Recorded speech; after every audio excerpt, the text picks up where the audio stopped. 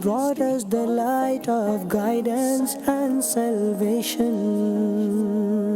He brought us the light of guidance and salvation. The Majestic Prophet ﷺ.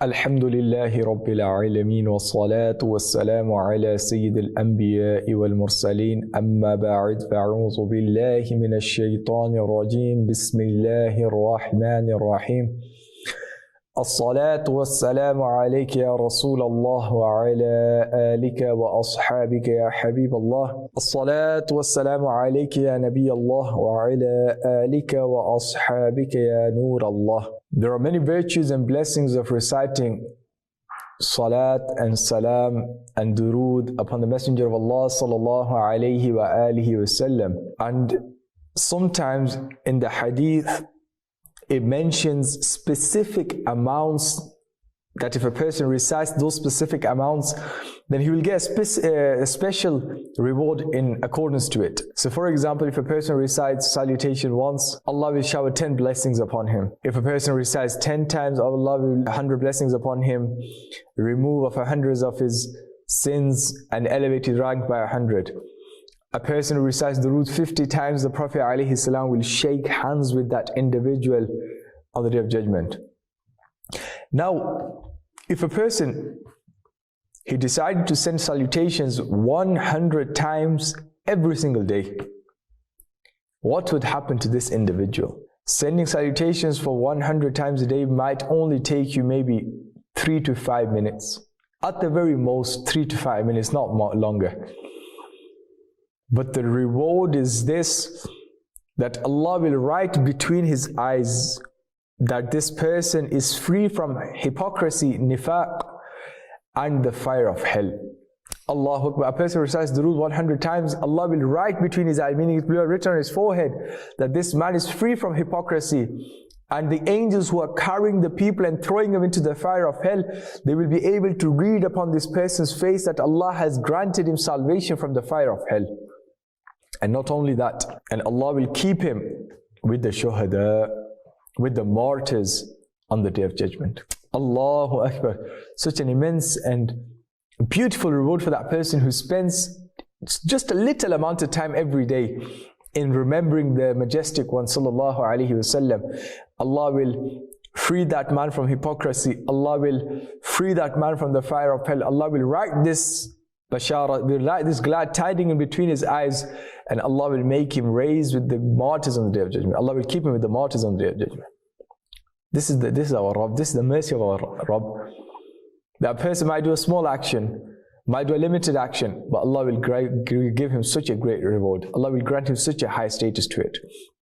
So we should always try to remember the Prophet ﷺ, trying to send salutations upon him. May Allah subhanahu wa ta'ala make us of those who on the Day of Judgment will have this written between their eyes, that this man or this woman has been given salvation from the fire of hell, and this man and this woman can enter paradise with itminan, with ease. May Allah make us of those. Sallu ala al-Habib sallallahu ta'ala ala Muhammad sallallahu alayhi wa alihi wa sallam.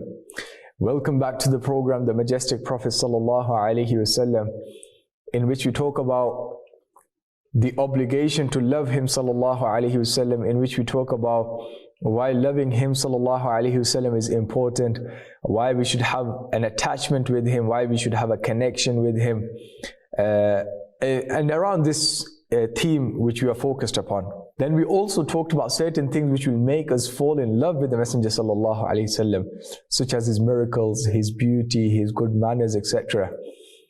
And today we're going to talk about something which he sallallahu alayhi wa sallam commanded us to do. Now, why is this important to loving him? When you love an individual, what he tells you to do, you take it on board and you do it with your utmost efforts. And what he refrains you from is equally as important as the things he tells you to do. The things he tells you to do, they bring you closer to him.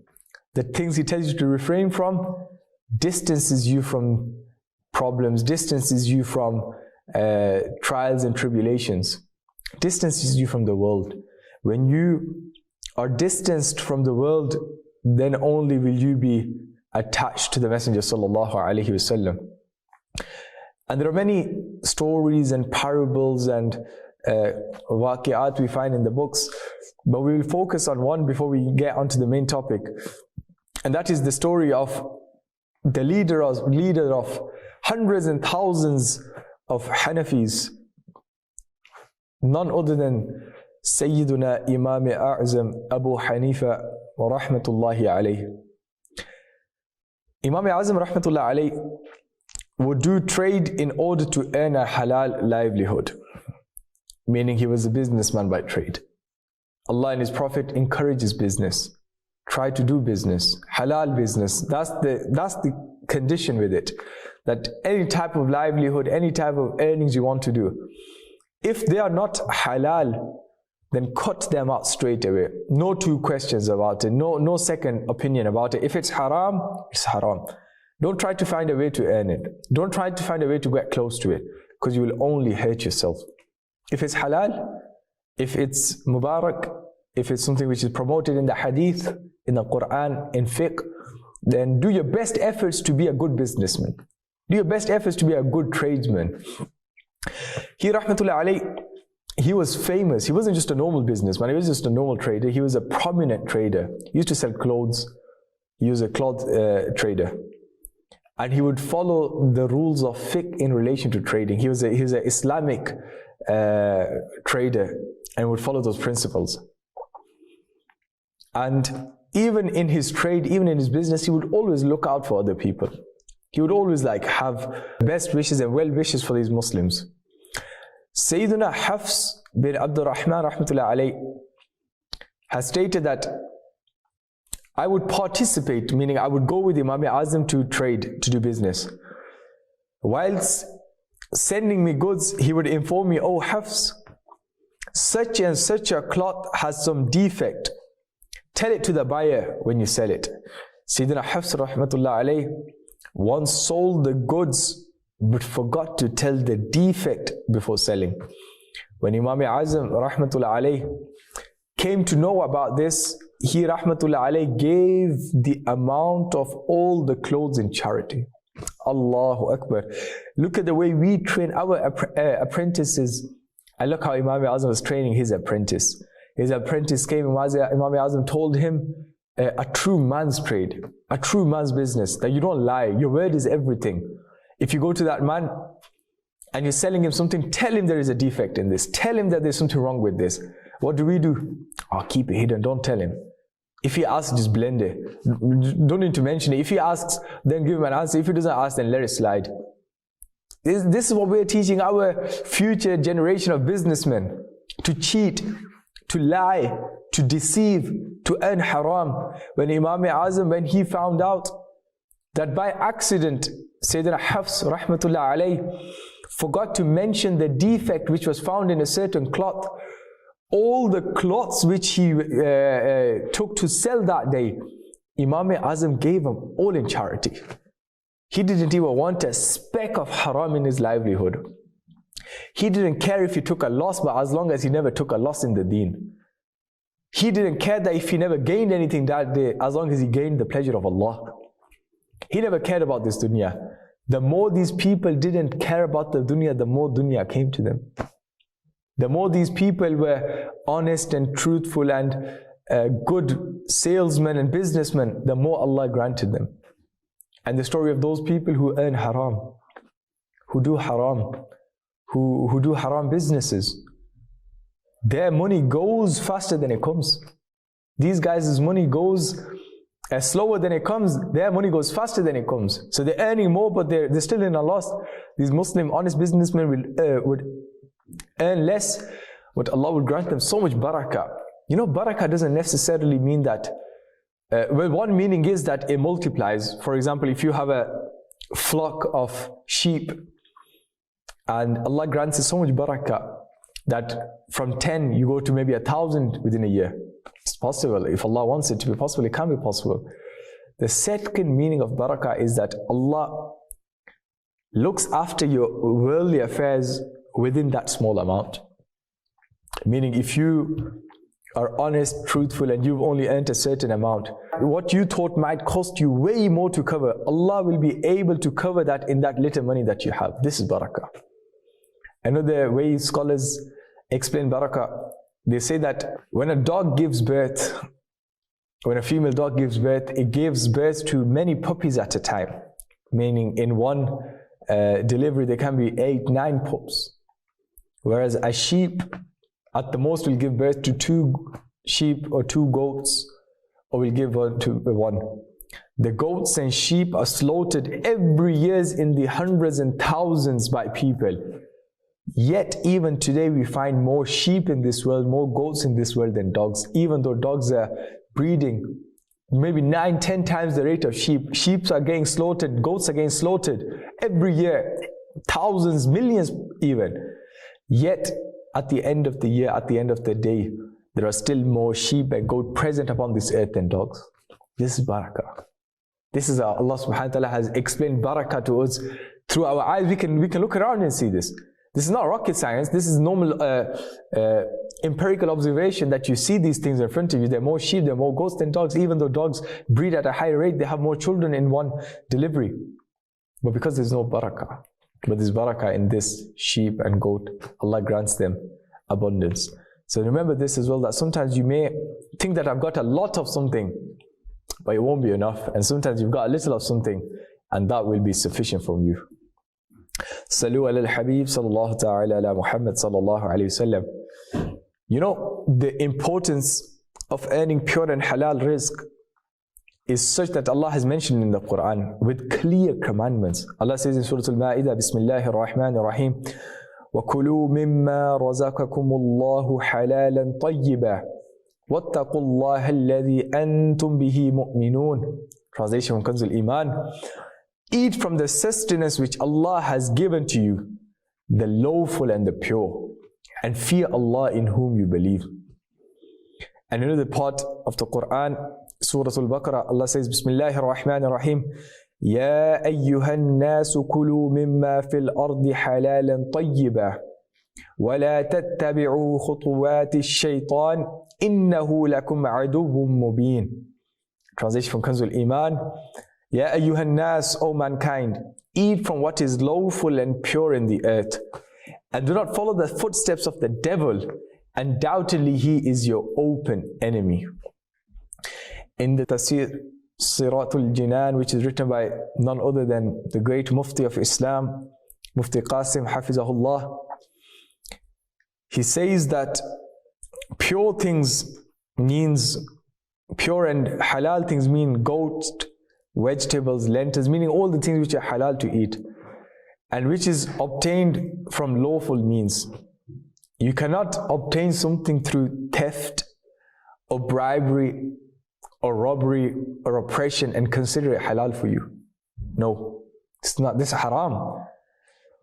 Sayyidina Yahya bin Mu'az rahmatullah alayh once said, obedience is hidden in divine treasure, and dua is the key to the door leading to this treasure.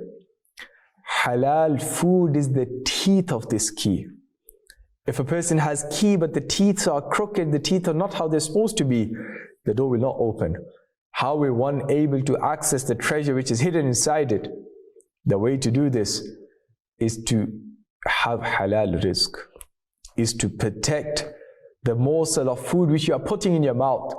That food which is going into your stomachs, you must protect it.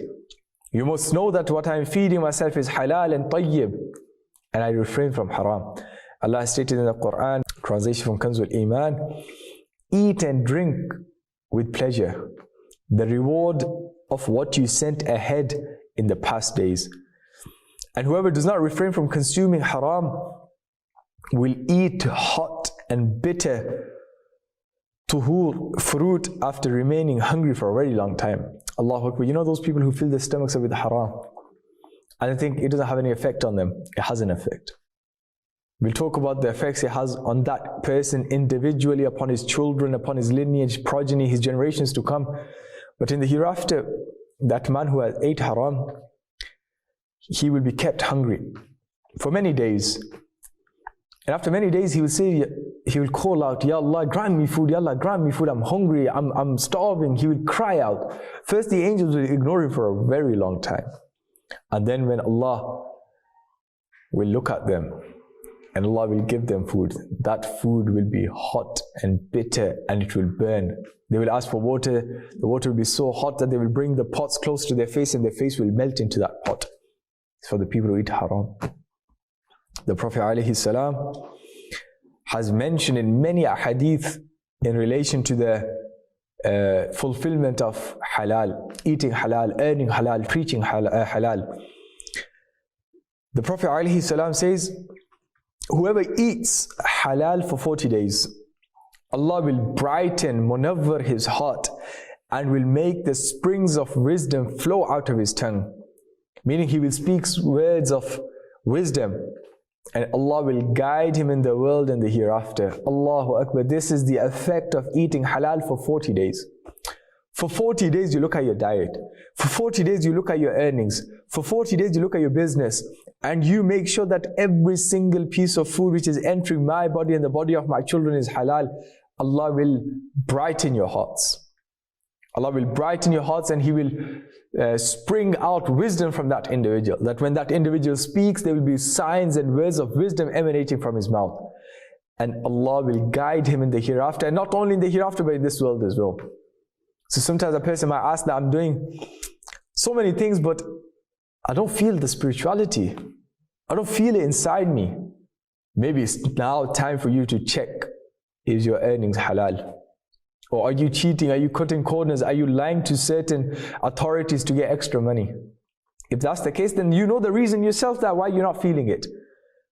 And if you are of those people who is indulged in these haram activities, who is involved in earning haram, then there is no goodness which will come from this.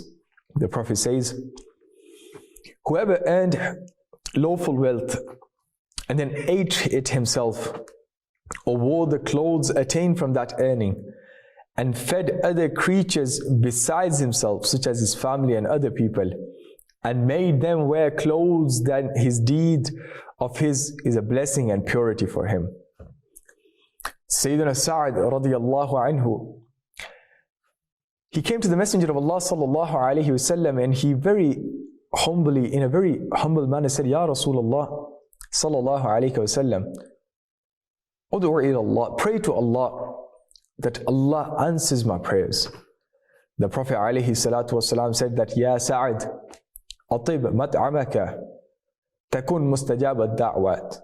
The Prophet said that, Ya Sa'ad, atib mat'amaka, that, O Sa'ad, purify what you eat, purify your food, purify what you are consuming, so your prayers will be answered. Allahu Akbar. The Prophet said your prayers will be answered as long as what you are feeding yourself is halal. Many times our prayers are not answered. Maybe they're not answered because we're eating haram. Maybe they're answered because we're feeding haram.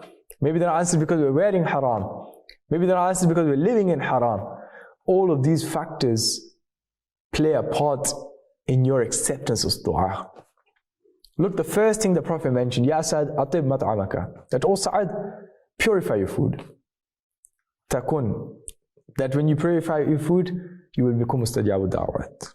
Sallu ala al-Habib sallallahu ta'ala ala Muhammad. That was for those people who earn halal. Now, listen to the terrible consequences of those people who earn haram. And whilst you're listening to these, make firm intention that no matter what happens in my life, I will never resort to earning haram. It is never the answer, my dear brothers. I can promise you that with experience from what I've seen and what people have told me firsthand. People who used to own, no exaggeration, whole cities.